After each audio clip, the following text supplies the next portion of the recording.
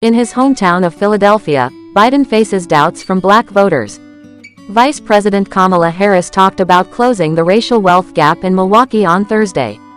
On Sunday, President Biden will give a speech at Morehouse College in Atlanta and at an NAACP dinner in Detroit. Despite these efforts, Biden is struggling to gain strong support from black voters, which is critical for his re-election. This is particularly evident in Philadelphia, where there's been a drop in black voter support compared to 2020.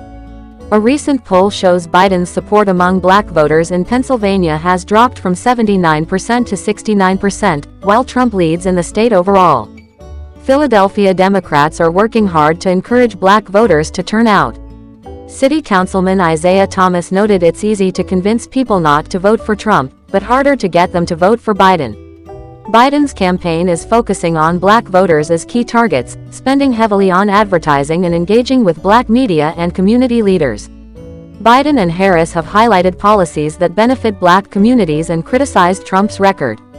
The campaign is also trying new methods to reach black voters, like using campaign offices as community hubs and involving local celebrities.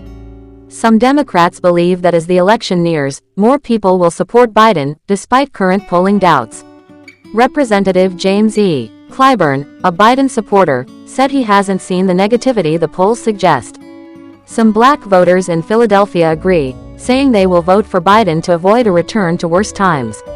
The Republican Party hasn't focused much on black voters this year, while Trump's attempts to win black support have often been based on stereotypes.